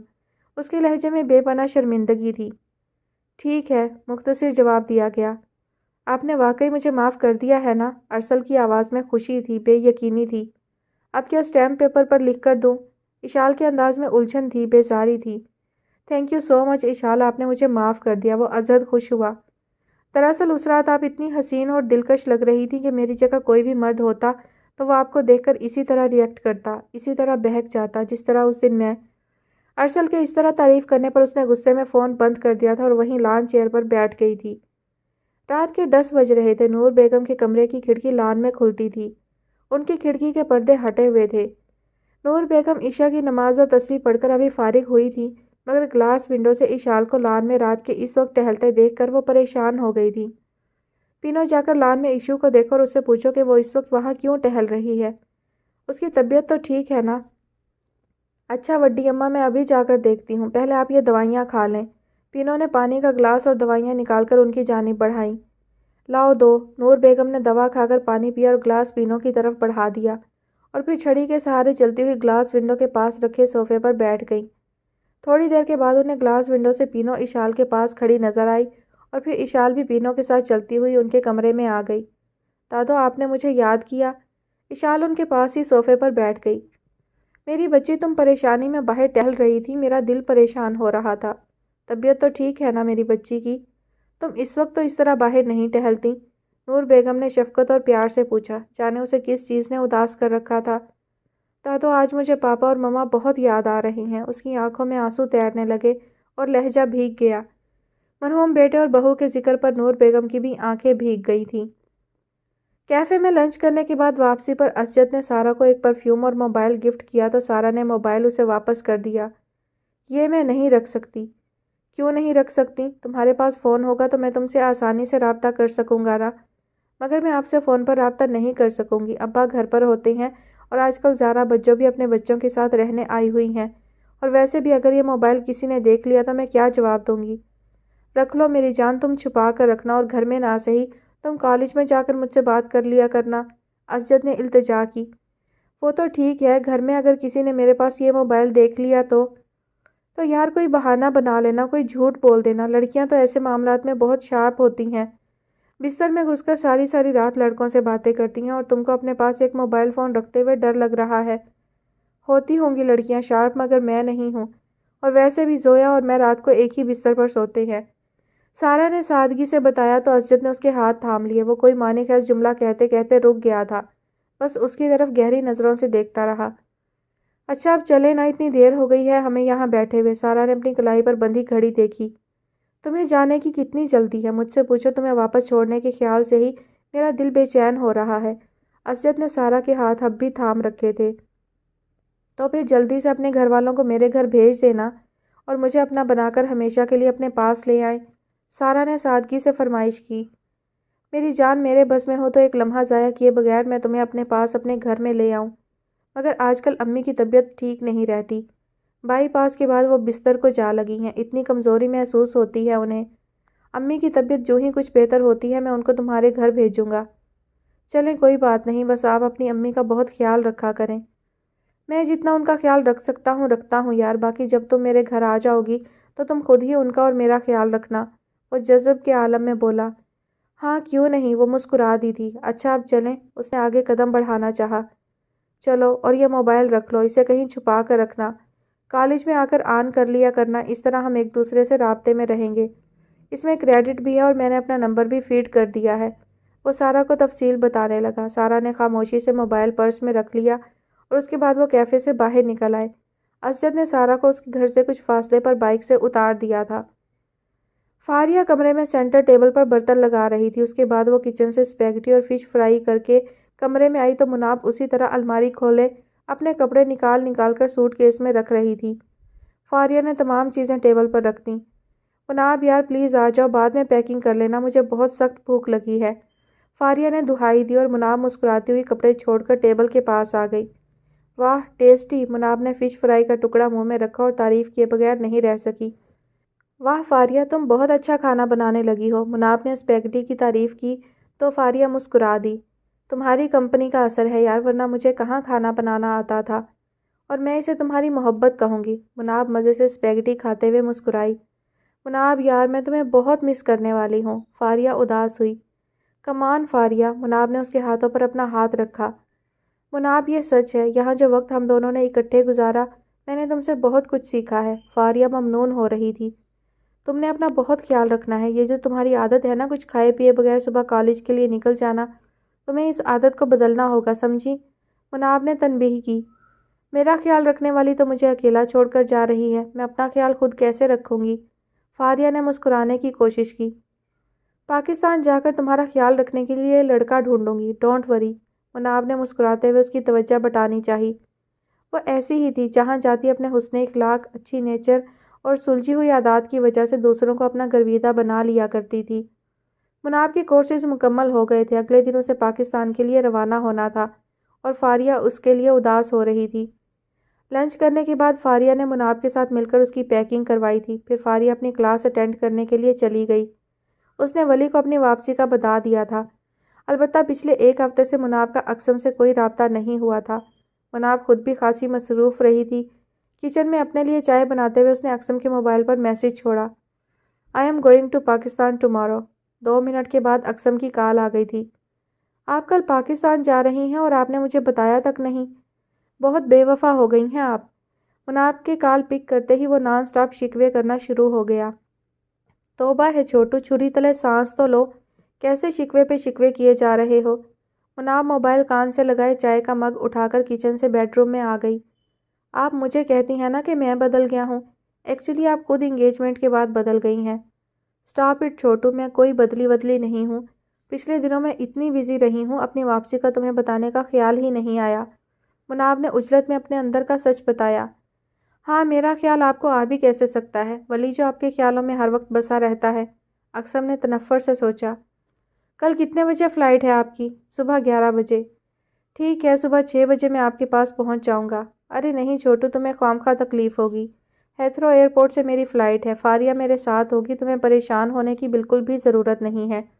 مناب نے اسے قائل کرتے ہوئے کہا، آپ پلیز مجھے آنے سے نہ روکیں، میں آپ کو سی آف کرنا چاہتا ہوں، بس میں صبح آپ کے پاس آ رہا ہوں، اقسم نے حتمی فیصلہ سنایا۔ اچھا بھائی آ جاؤ تم، مناب نے ہار مانتے ہوئے کہا اور چائے کے سپ لینے لگی۔ اقسم کی کال بند ہو چکی تھی۔ اگلی صبح مناب جلد ہی اٹھ گئی تھی۔ وہ فریش ہو کر کچن میں آئی تھی کہ دروازے پر بیل ہوئی۔ بیل کی آواز پر فاریہ بھی اٹھ کر باتھ روم میں گھس گئی تھی۔ مناب اس وقت جدید تراش خراش کی لانگ اے لائن شرٹ اور چوڑی دار پاجامے میں ملبوس تھی۔ دستک کی آواز سن کر اس نے جا کر پہلے کمرے سے اپنا دوپٹہ اٹھا کر کندھوں پر پھیلایا اور پھر دروازہ کھول دیا۔ اقسم اس کے سامنے کھڑا تھا۔ وہ کسی مصور کا شاہکار لگ رہی تھی۔ اقسم نے بمشکل اپنی نظریں اس کے سراپے سے ہٹائیں۔ السلام علیکم۔ وعلیکم السلام، کیسے ہو چھوٹو؟ مناب نے مسکراتے ہوئے اس کا حال پوچھا اور اسے اندر آنے کے لیے راستہ دیا۔ ٹھیک ہوں۔ اقسم اپنا گرے کلر کا لانگ کوٹ اور شوز اتار کر آگے بڑھ آیا۔ مناب اس کے پاس صوفے پر آ کر بیٹھ گئی۔ اس کے بال کھلے تھے اور کندھوں پر بکھرے ہوئے تھے، شاید وہ تھوڑی دیر پہلے ہی نہا کر نکلی تھی۔ اس کے بالوں سے شیمپو اور کنڈیشنر کی مہک اور پھر اس کے مخصوص پرفیوم کی دل فریب مہک اقسم کا دماغ خراب کرنے لگی۔ اقسم نے ایک نظر اپنے قریب بیٹھی مناب کو دیکھا اور نظریں چرا لیں۔ آج نظریں بار بار اسے دیکھنے کی گستاخی کر رہی تھی۔ آپ کی اور عنایا بھابھی کی وہ چپکو فرینڈ فاریہ کہاں ہے؟ نظر نہیں آ رہی۔ اقسم نے ادھر ادھر دیکھ کر سرگوشی کی۔ مناب نے اسے مصنوعی خفگی سے گھورا جبکہ اس کے ہونٹ مسکرا رہے تھے۔ بکو مت، وہ ایسی نہیں ہے، اور آہستہ بولو، وہ واش روم میں ہے۔ دیکھیے گا مجھے دیکھ کر ابھی کیسے مجھ سے فری ہونے کی کوشش کرے گی۔ اقسم کی سرگوشی پر مناب مسکرا دی۔ یہ کوئی نئی بات تو ہے نہیں، شروع سے ہی لڑکیاں مکھیوں کی طرح تمہارے ارد گرد منڈلاتی ہیں، مرتی ہیں تم پر۔ مناب نے مسکراتے ہوئے اسے یاد دلایا۔ ہاں آپ نے ٹھیک کہا، لڑکیاں مرتی ہیں مجھ پر، لیکن جس پر میں نے اپنا دل ہارا اس کا دل کسی اور کے لیے دھڑکتا ہے۔ یہ سزا کم تو نہیں میرے لیے؟ وہ دکھ سے کھوئے ہوئے لہجے میں بولا تو مناب کو ازحد افسوس ہوا۔ میں پاکستان جا کر داؤد ماموں سے بات کروں گی، زارون بھائی کے ساتھ ساتھ وہ تمہاری بھی شادی کر دیں، شاید اس طرح تم اس غم سے نکل سکو۔ مناب نے تجویز دی جو اسے بالکل بھی پسند نہیں آئی۔ جی نہیں، ابھی میرا شادی کا کوئی ارادہ نہیں ہے، ابھی مجھے پاپا کے بزنس کو جوائن کرنا ہے، ان کے بزنس کو آگے بڑھانا ہے۔ بھائی اور کتنا آگے بڑھانا ہے بزنس کو؟ میں نے سنا ہے زارون بھائی بھی آج کل ملائیشیا گئے ہوئے ہیں، وہاں کوئی نئی فیکٹری لگوا رہے ہیں ماموں۔ ہاں زارون بھائی گئے ہوئے ہیں ملائیشیا میں، یہاں سے جا کر پاپا کو جوائن کروں گا اور زارون بھائی شادی کے بعد شاید ملائیشیا ہی شفٹ ہو جائیں۔ مگر مجھے تو ممانی بتا رہی تھی کہ ملائیشیا والی فیکٹری شادی کے بعد تم سنبھالو گے۔ یار بزنس کی بات کرتے کرتے یہ میری شادی بیچ میں کہاں سے آ گئی؟ وہ زچ ہوا۔ تم شادی سے اتنا چڑ کیوں رہے ہو؟ آخر شادی بھی تو کرنی ہے نا تمہیں۔ اب تم اپنی اس ڈریم گرل کی یک طرفہ محبت میں اپنی زندگی یوں ہی تو نہیں تیاگ سکتے نا۔ میں ایک لڑکی کو اپنے دل میں بسا کر کسی دوسری لڑکی کو اپنا جیون ساتھی بنا کر اس لڑکی کے ساتھ منافقانہ زندگی نہیں گزار سکوں گا۔ میں کسی کو دھوکہ نہیں دے سکتا۔ چلو جی، اب تم بھی عمر بھیا کے نقشے قدم پر چل نکلے۔ ہماری فیملی میں ایک عمر بھیا ہی کافی تھے جنہوں نے بلا وجہ ایک لڑکی کی خاطر اپنی زندگی تیاگ رکھی ہے۔ اب تمہیں ایسا کرنے کی اجازت نہیں دی جا سکتی۔ اور ویسے بھی چھوٹو، نئی محبتوں کو اپنانے کے لیے پرانی محبتوں کو بھولنا ہی پڑتا ہے۔ مناب کو اس کی بہت فکر تھی، شاید اسی لیے وہ اقسم کو سمجھانے کی کوشش کر رہی تھی۔ اشال بہت اچھی اور پیاری لڑکی ہے، تم دیکھنا جب وہ تمہاری بیوی بنے گی تو تم اس لڑکی کو بھول جاؤ گے۔ اقسم کے لیے یہ انکشاف ایسے ہی تھا جیسے اس کے قریب بم بلاسٹ ہوا ہو۔ واٹ؟ اشال میری بیوی؟ یہ بات کس نے کہی ہے آپ سے؟ سبھی جانتے ہیں، شاید تم اور ایشو ہی نہیں جانتے۔ اس کی حیرت اور انداز پر مناب مسکرائی۔ شادی اور ایشو سے؟ میں خودکشی کر لوں گا مگر ایشو سے شادی؟ نو نیور، امپاسبل۔ اقسم نے نفی میں سر ہلاتے ہوئے جیسے حتمی فیصلہ سنایا۔ بکواس نہیں کرو اقسم، کیا برائی ہے ایشو میں؟ اتنی پیاری تو ہے وہ۔ مناب نے اسے ڈانٹا۔ مجھے نہیں معلوم کہ وہ پیاری ہے کہ نہیں، مگر مجھے یہ ضرور پتا ہے کہ اگر وہ میری بیوی بنی تو میں ضرور اللہ کو پیارا ہو جاؤں گا۔ چھوٹو بہت بری بات ہے، تم ایسا اس لیے کہہ رہے ہو کہ بچپن میں تم دونوں آپس میں بے تحاشا لڑا کرتے تھے اور داؤد ماموں اشال کا قصور ہونے کے باوجود ہمیشہ تمہیں ہی ڈانٹا کرتے تھے۔ مناب نے اس کے اندر کی بات لینا چاہی اور اپنا قیاس ظاہر کیا۔ اس سے پہلے کہ اقسم جواباً کچھ کہتا، فاریہ اقسم کو دیکھ کر مسکراتی ہوئی آگے بڑھ آئی۔ حسب سابق اور حسب عادت وہ اقسم سے ہیلو کرتے ہوئے اس کے گلے ملی تھی۔ اقسم نے بے چارگی سے مناب کو دیکھا تو وہ مسکراتی ہوئی صوفے سے اٹھ گئی۔ تم دونوں گپ شپ لگاؤ، میں کافی بناتی ہوں۔ مناب کے اٹھتے ہی اس جگہ پر فاریہ بیٹھ چکی تھی۔ اس نے ٹائٹ نیرو جینس پر شارٹ سلیو لیس ٹاپ پہن رکھا تھا۔ ہاؤ آر یو اقسم؟ ٹانگ پر ٹانگ رکھتے ہوئے فاریہ نے اسے مسکرا کر دیکھا۔ I am fine. اقسم نے زبردستی مسکرانے کی کوشش کی۔ کہاں غائب رہتے ہو بھائی؟ اتنے قریب ہوتے ہوئے بھی کبھی چکر نہیں لگایا تم نے یہاں؟ بس یہاں کی فاسٹ لائف میں خود کے لیے ٹائم نکالنا مشکل ہو جاتا ہے۔ کئی بار ویکینڈ پر آنے کا سوچا مگر کوئی نہ کوئی مصروفیت آڑے آتی رہی۔ اور تمہاری میوزک کلاسز کیسی جا رہی ہیں؟ بہت اچھی، اس نے مختصر جواب دیا۔ اقسم تمہاری آواز اتنی رومانٹک، اتنی خوبصورت ہے، تم اتنا اچھا گٹار بجاتے ہو، میوزک کو سیریس کیوں نہیں لیتے تم؟ کیا مطلب سیریس؟ بھائی میرا مطلب یہ ہے کہ اچھا سا گانا گاؤ، اس کی ویڈیو بنوا کر میوزک چینلز وغیرہ پر دو۔ آئی ایم شیور تم ایک بار اس فیلڈ میں آ گئے تو انشاءاللہ تمہیں آگے بڑھنے سے، فیمس ہونے سے کوئی نہیں روک سکے گا۔ تم اپنے اس شوق کو شوق کے بجائے پروفیشن کیوں نہیں بناتے؟ میں نے کبھی اس بارے میں سوچا نہیں، اس نے معصومیت سے جواب دیا۔ آئی تھنک تمہیں اس بارے میں ضرور سوچنا چاہیے۔ میں نے تمہیں پاکستان میں مناب کی انگیجمنٹ پر سنا تھا، بہت اچھا گاتے ہو تم۔ اور مناب مجھے بتا رہی تھی کہ تم نے اپنی سنگنگ کو اور بھی امپروو کیا ہے ان 2 سالوں میں۔ تھینکس، آج سے پہلے میں نے سنگنگ کو واقعی سیریس نہیں لیا تھا مگر اب اس بارے میں ضرور سوچوں گا۔ اقسم نے فاریہ سے جان چھڑانے کے لیے حامی بھری۔ سارا دوپہر 3 بجے گھر میں داخل ہوئی تو سب گھر والے دسترخوان بچھائے کھانا کھا رہے تھے۔ صرف شاکر حسین ہی تھے جو پلنگ پر لیٹے تھے۔ سارا نے کھانا کھاتے تمام نفوس پر نگاہ ڈالتے ہوئے سلام کیا تھا۔ آجا سارا کھانا کھا لے، تیری پسند کی بریانی بنائی ہے، سندھی بریانی۔ ساتھ میں زارا نے شامی کباب بھی بنائے ہیں۔ سیما بیگم بڑی رغبت سے بریانی کھا رہی تھیں۔ واہ بھائی، آج تو گھر میں عید کا سماں لگ رہا ہے۔ سارا مسکراتے ہوئے اپنا پرس الماری میں رکھنے کے بعد باپ کے پاس پلنگ پر آ بیٹھی۔ زارا اور اس کی تینوں بچیاں بھی بڑی رغبت سے کھانا کھا رہی تھیں۔ ابا سبھی کھانا کھا رہے ہیں، آپ کیوں نہیں کھا رہے؟ سارا نے ان سے سوال کیا، جس پر سیما بیگم بھڑک اٹھیں۔ تیرے ابا کا تو دماغ چل گیا ہے، پاگل ہو گئے ہیں تیرے ابا۔ پہلے گلو کماتا نہیں تھا تو دن رات اسے کمائی نہ کرنے کے تانے دیا کرتے تھے۔ اب وہ اگر کمانے لگا ہے تو کہتے ہیں اس کی کمائی کا تب تک ایک نوالا بھی نہیں کھاؤں گا جب تک گلو کا پتہ نہیں کروا لیتا کہ وہ کرتا کیا ہے۔ سیما بیگم کا موڈ خراب ہو گیا تھا۔ ابا اب اس طرح خود کو بھوکا تو مت رکھیں، آپ کچھ نہیں کھائیں گے تو میرے بھی حلق سے نوالا نہیں اترے گا۔ زویا نے افسوس کا اظہار کیا۔ زویا میری بچی تم پریشان مت ہو، میں نے بازار سے کھا لیا تھا کھانا، شاکر حسین نے وضاحت کی۔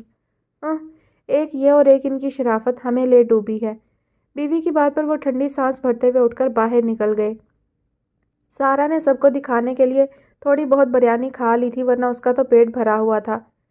اتنے میں اسی کھلے دروازے سے جس سے شاکر حسین باہر نکلے تھے اور جو ابھی تک کھلا ہی ہوا تھا، نگہت بیگم اور خضر اندر داخل ہوئے اور زوردار آواز میں سلام کیا۔ وعلیکم السلام۔ چارپائی پر بیٹھی سیما بیگم نے منہ بنا کر سلام کا جواب دیا تھا۔ ان کے موڈ سے لگ رہا تھا کہ انہیں نگہت اور خضر کی آمد پر خوشی نہیں ہوئی تھی۔ نگہت بیگم نے زویا، سارا اور کچن میں چائے بناتی زارا کے سر پر ہاتھ پھیرا اور چارپائی پر بیٹھی سیما بیگم کے پاس آ بیٹھی۔ مبارک ہو سیما، گلو کی نوکری کا سن کر دل بہت خوش ہوا ہے۔ خیر مبارک، بس اللہ اب ہمیں حاسدوں کے شر سے بچائے۔ کئی لوگ تو جل بھن گئے ہیں گلو کی نوکری سے۔ سیما بیگم کا موڈ ہنوز خراب تھا۔ نگہت بیگم کھسیا گئی جیسے سیما بیگم انہیں کو سنا رہی تھی۔ شاکر بھائی نظر نہیں آ رہے، نگہت بیگم نے بات بدلی۔ ابھی باہر گئے ہیں کسی کام سے، جتنی دیر گھر میں رہیں ہماری جان میں عذاب کیے رکھتے ہیں۔ ساری زندگی نہ خود سکھ لیا اور نہ ہمیں لینے دیا۔ اب خیر سے گلو کو اتنی شاندار نوکری ملی ہے تو ہر وقت موڈ خراب کیے رکھتے ہیں۔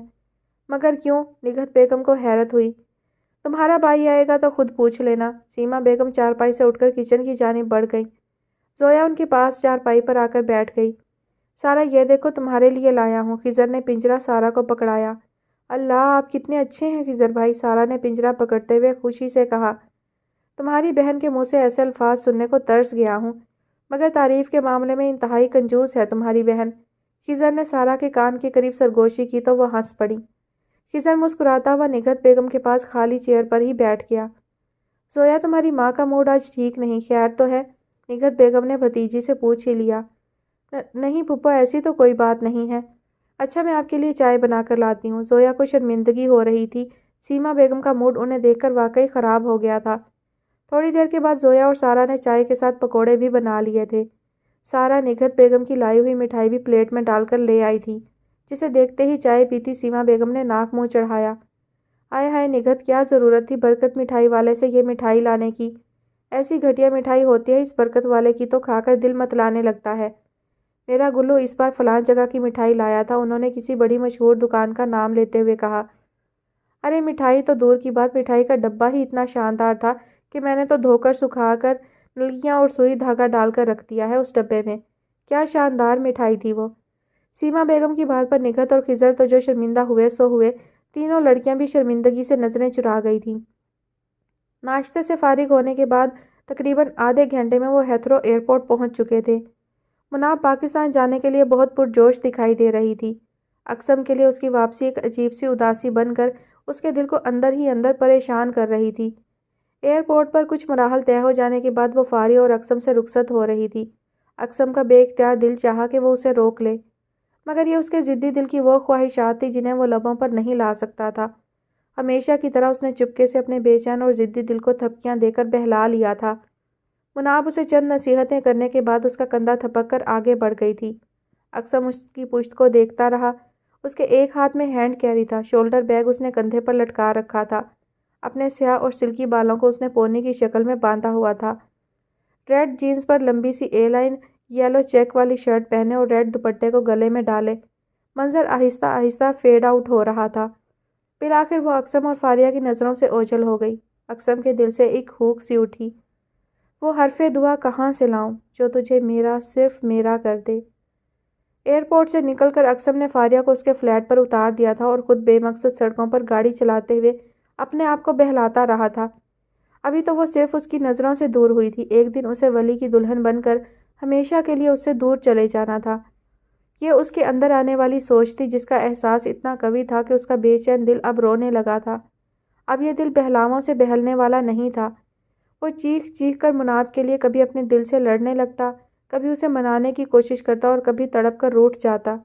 یہ اقسم کے اندر کا اضطراب ہی تھا کہ جو اقسم کو بے مقصد گاڑی لندن کی سڑکوں پر دوڑانے پر مجبور کر رہا تھا۔ کئی گھنٹے بے مقصد پھرنے کے بعد اب اس نے گاڑی غیر ارادی طور پر لندن برج کے قریب پارک کر لی تھی اور خود وہ پیدل چلتا ہوا برج پر چلنے لگا تھا۔ شام کے سائے گہرے ہو رہے تھے۔ اسے لگا جیسے سورج کے ساتھ آج اس کا دل بھی ڈوب جائے گا۔ آج دل کی آرزو تڑپ رہی تھی، بیان کر رہی تھی۔ وہ چلتے چلتے رک گیا تھا اور رک کر برج سے نیچے پانی کو دیکھنے لگا۔ ڈاکٹر عمر صبح ہسپتال پہنچے اور جب وہ اپنے کمرے کا دروازہ کھول کر اندر داخل ہوئے تو اشال کو سامنے بیٹھا دیکھ کر ایک لمحے کے لیے ٹھٹکے۔ اشال نے اپنی چیئر سے اٹھ کر انہیں اجلت میں سلام کیا۔ مختصر جواب سلام کے ساتھ وہ اپنی مخصوص ریوالونگ چیئر پر بیٹھ گئے۔ اسی دوران نرس بھی اندر آ چکی تھی۔ انہوں نے ٹیبل سے اپنا اسٹیتھوسکوپ اٹھایا، نرس کو کچھ ہدایات دی اور بچوں کے جنرل وارڈ اور ایمرجنسی وارڈ کا راؤنڈ لگانے کے لیے اٹھ کھڑے ہوئے۔ ایمرجنسی وارڈ میں وہ ایک ایک بچے کی فائل دیکھتے، بچے کا تفصیلی معائنہ کرتے اور اسٹاف کو کچھ ہدایات دیتے آگے بڑھتے رہے۔ چلڈرن وارڈ کے آخری بچے کی طرف آتے ہوئے وہ دھیرے سے مسکرائے۔ ہاں بھائی جوان، کیسی طبیعت ہے تمہاری؟ ڈاکٹر عمر نے بیڈ پر لیٹے 4-5 سالہ بچے سے مسکراتے ہوئے پوچھا تو بچہ جھینپ گیا اور دھیرے سے مسکرا دیا۔ وہ بچہ پچھلے 3 دن سے یہاں ایڈمٹ تھا۔ اللہ کا شکر ہے ڈاکٹر صاحب، یہ اب بہت بہتر ہے۔ بچے کی ماں اس کا مکمل احوال بتانے لگی۔ بچے کو چونکہ ڈی ہائیڈریشن کی وجہ سے فٹس آئے ہیں تو کچھ انجیکشن بھی لکھ رہا ہوں۔ یہ انجیکشن آپ نے 3 دن صبح شام لگوانے ہیں۔ باقی تمام میڈیسن کب اور کتنی مقدار میں دینی ہے یہ آپ کو سٹاف بتا دیں گے۔ ڈاکٹر عمر فائل پر تیزی سے قلم چلاتے ہوئے ساتھ ساتھ دوا کے متعلق ہدایات بھی دیتے جا رہے تھے۔ اشال ساتھ ساتھ لکھتی اور سب بغور سنتی بھی جا رہی تھی۔ اچانک اشال ڈاکٹر عمر سے مخاطب ہوئی تھی۔ سر آئی تھنک ہمیں بچے کے لیے ان انجیکشنز کے ساتھ فٹس کے لیے دوا بھی تجویز کرنی چاہیے۔ اس کی تجویز پر ڈاکٹر عمر نے ایک لمحے کے لیے اپنے ساتھ کھڑی اشال کو دیکھا۔ آج پہلی بار اس کے چہرے پر سنجیدگی تھی، بے پرواہی نہیں، وہ بیزار بھی نہیں تھی، اور پہلی بار وہ کسی بیہودہ لباس کے بجائے لانگ شرٹ اور پلازو میں ملبوس تھی۔ کپڑوں کے اوپر اس نے سفید اوور آل پہن رکھا تھا۔ آج اس کے گلے میں دوپٹہ بھی نظر آ رہا تھا۔ ہاتھ میں اس نے اسٹیتھوسکوپ بھی پکڑ رکھا تھا۔ گڈ، میں بھی یہ دوا تجویز کرنے والا تھا، ڈاکٹر عمر دھیرے سے بولے تھے۔ اشال ان کے الفاظ پر ذرا سا مسکرائی۔ میڈیسن لکھ کر ڈاکٹر عمر نے فائل سینئر سٹاف کو تھمائی۔ سٹاف ایان کو ڈسچارج کر دیں اور میڈیسن کے حوالے سے انہیں تفصیل بتا دیں۔ اوکے سر، نرس نے اس بات میں سر ہلایا۔ ڈاکٹر عمر کی ہدایت پر بچے کی ماں نے ان کا شکریہ کرتے ہوئے دعا دی۔ ڈاکٹر صاحب، آپ بہت اچھے اخلاق کے مالک ہیں۔ آپ کے ہاتھ میں اللہ نے بڑی شفا رکھی ہے۔ اللہ آپ کو اور زیادہ ترقیاں دے۔ جی بہت شکریہ، سب اللہ کا کرم ہے۔ ڈاکٹر عمر دھیرے سے مسکرائے اور وارڈ سے باہر نکل گئے۔ اشال ان کے ساتھ تھی۔ جنرل وارڈ میں مریض بچوں کو چیک کرنے کے بعد اپنے کمرے کی طرف جاتے ہوئے انہوں نے کاؤنٹر پہ کھڑے اپنے اسسٹنٹ کو کچھ ہدایت کی اور اپنے کمرے کی طرف بڑھ گئے۔ یہ ڈاکٹر عمر کے ٹی بریک کا وقت تھا۔ جب اشال کمرے میں آئی تو کمرے سے ملک سیٹنگ روم سے کھٹکے کی آواز سن کر اشال تھوڑا جھجکتی ہوئی اندر داخل ہوئی۔ ڈاکٹر عمر نے آگے بڑھ کر ایک نظر اشال کو دیکھا مگر خاموش رہے۔ انہوں نے کیٹل میں پانی ڈالا اور سوئچ آن کر دیا۔ اشال کو ان کی یہی خاموشی بے چین کیے ہوئے تھی۔ بچپن سے لے کر آج تک اس سے جو بھی غلطیاں ہوئی تھیں ان پر ڈاکٹر عمر نے اسے ہمیشہ ڈانٹا تھا، مگر اس بار اشال کی غلطی پر اسے ڈانٹنے کی بجائے انہوں نے خاموشی اختیار کر لی تھی۔ کیوں؟ وہ اس کیوں کا جواب ہی تو لینا چاہتی تھی۔ وہ چاہتی تھی کہ ہمیشہ کی طرح ڈاکٹر عمر اس کی غلطی پر اس بار بھی اسے بری طرح سے ڈانٹیں۔ عمر بھائی، میں چائے بنا دوں؟ اس نے ڈرتے ڈرتے بات کا آغاز کرتے ہوئے پوچھا۔ یہ آفر کسی کو تب کرنی چاہیے جب اسے چائے بنانی آتی ہو۔ ڈاکٹر عمر نے کیبن سے 2 بڑے مگ نکالے، اس میں ٹی بیگز ڈالے اور کیٹل اٹھا کر اس سے مگوں میں ابلتا ہوا گرم پانی ڈالنے لگے۔ قریب کھڑی اشال چودھری سوائے کھسیانے کے اور کچھ بھی کر بھی کیا سکتی تھی؟ اسے واقعی چائے بنانی نہیں آتی تھی۔ اس دوران ڈاکٹر عمر نے دونوں مگوں کے باری باری ٹی بیگز ہلائے اور پھر 2-2 چمچ ملک پاؤڈر ڈالا۔ پھر دونوں مگ شیلف سے اٹھا کر چھوٹی ٹرے میں رکھے اور ٹیبل پر لا کر ٹرے رکھ دی۔ اشال شیلف پر رکھا شوگر پاٹ اٹھا کر ٹیبل پر لے آئی تھی۔ T for you. ڈاکٹر عمر اشال کو مختصر اطلاع دے کر صوفے پر بیٹھ چکے تھے۔ اپنے مگ میں انہوں نے آدھا چمچ چینی ڈالی اور ٹی بیگ ایک دفعہ پھر ہلا کر مگ اٹھا کر لبوں سے لگا لیا۔ تھینکس، اشال نے اپنے مگ میں چینی ڈالتے ہوئے ان کا شکریہ ادا کیا۔ اگر چائے کے ساتھ کچھ کھانا ہے تو فریج میں ایگ سینڈوچ رکھے ہیں، صبح مما نے بنا کر دیے تھے۔ اشال کو اطلاع دے کر وہ پھر سے انجان بنے چائے پینے لگے۔ اشال نے سر ہلا دیا اور ہمت کر کے بالآخر اپنے اور ان کے درمیان چھائی خاموشی کو توڑتے ہوئے بولی، سوری عمر بھائی، میں بہت شرمندہ ہوں اس رات کے لیے۔ ایک تو میں نے آپ سے جھوٹ بولا اور پھر میرا dress. No sorry, no excuse. Doctor عمر نے چائے کا مگ ٹیبل پر رکھتے ہوئے اس کی بات کاٹ کر کہا اور ایک نظر شرمندگی سے سر جھکائے اشال کو دیکھا۔ میں نے اب خود سے عہد کر لیا ہے کہ آئندہ تمہیں اب کسی بات پر میں نہیں ٹوکوں گا، تمہاری زندگی کے کسی بھی معاملے میں مداخلت نہیں کروں گا۔ ہر انسان کو اپنی زندگی اپنے طریقے سے گزارنے کا حق حاصل ہے۔ ہر انسان اپنا اچھا برا خود سمجھتا ہے۔ پھر میں کون ہوتا ہوں تم کو تمہاری کسی بھی غلطی پہ ڈانٹنے والا، کسی اچھے برے کام پہ روکنے یا ٹوکنے والا؟ تم جس کلاس جس طبقے کی نمائندگی کرتی ہو، جس ایلیٹ کلاس اور جس فیملی کو ریپرزینٹ کرتی ہو، وہاں مجھ جیسے کنزرویٹو شخص کا بلا وجہ تمہیں کسی بھی کام سے روکنا ٹوکنا بالکل بے معنی اور فضول ہے۔ اس حقیقت کو اب میں بھی سمجھ چکا ہوں۔ ان کی باتوں پر اشال نے سر اٹھا کر اپنے سامنے بیٹھے اس سنجیدہ سے شخص کو دیکھا۔ ان کے چہرے پر نہ خفگی تھی نہ غصہ۔ ان کے یوں لا تعلقی اختیار کرنے کے اعلان پر اصولاً اشال کو بہت خوش ہونا چاہیے تھا، کیونکہ وہ ہمیشہ سے ڈاکٹر عمر کے سخت رویے پر نالاں رہتی تھی۔ مگر وہ ان کی باتیں سن کر اداس ہو گئی تھی۔ اس کے دل پر ایک عجیب سا بوجھ آ پڑا تھا۔ نہ جانے ڈاکٹر عمر نے اسے ایسا کیوں کہا تھا۔